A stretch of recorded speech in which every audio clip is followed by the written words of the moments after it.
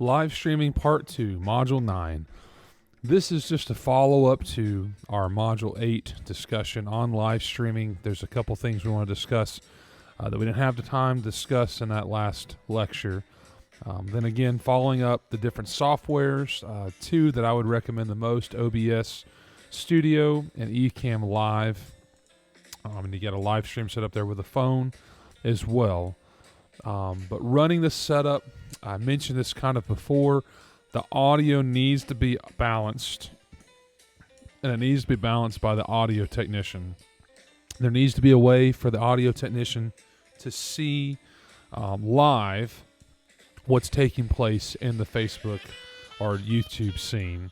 The camera scenes need to be run, and the camera itself needs to be run by the video tech. The slides need to be controlled by the ProPresenter tech, the slide technician. All three of those areas are incredibly important. They don't need to be distracted or convoluted between the two, especially in regards to something like this, paying attention to the computer's RAM as needed. The RAM can easily get bogged down while running a live stream, running multiple inputs, multiple cameras, multiple audio. It's not that crazy of a thing to start having issues on the computer. Well, that video technician needs to be the one running that. You could sparse this out into 4 different roles. You could have the camera technician, the Facebook Live technician, the slides technician, and the audio technician. I mean, you can really break this down, but in my experience, it's typically okay for you to have one video tech in most church settings. Our church is not a very large church. We're about 100, 150 on a Sunday morning. We've got a great setup for our size church, and right now, having one person running that works. The bigger your setup gets, the more complicated you can get with it, the more finessed you can get with it.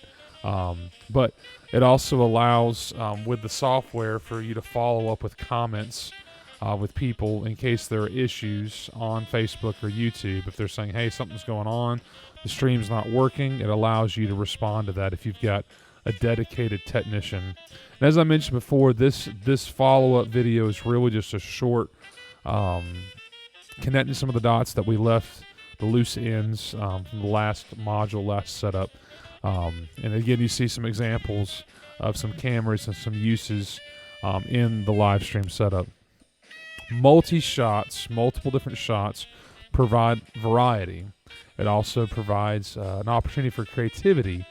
Again, you don't have to have these to get started with live streaming, but if you're able to, it does give a good sense of variety. If you're viewing this from home, on a phone, or whatever setting you're viewing it from, it makes a difference. It keeps the person engaged in the content.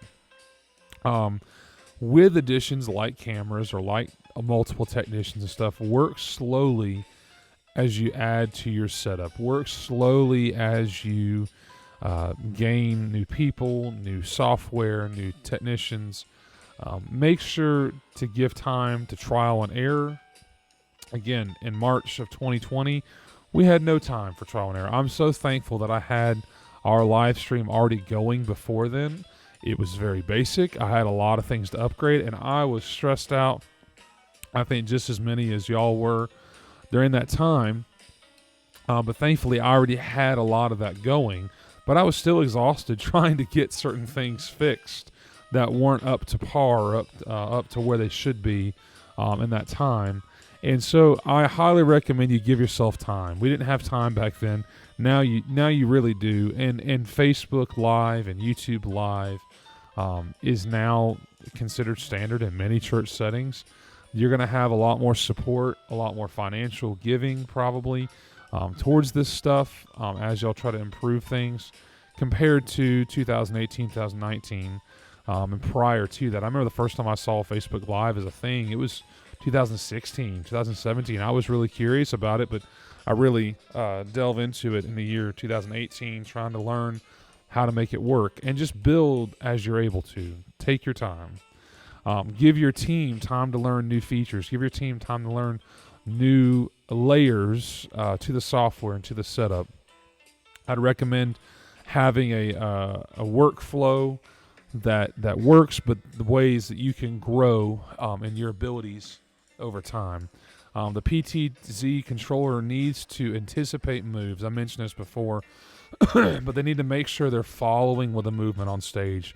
They need to predict what's about to happen, just like your audio technician or your pro presenter technician. They need to be paying attention to what's going on stage.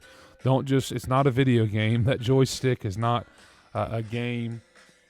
It's real. It's real life. It's a live stream.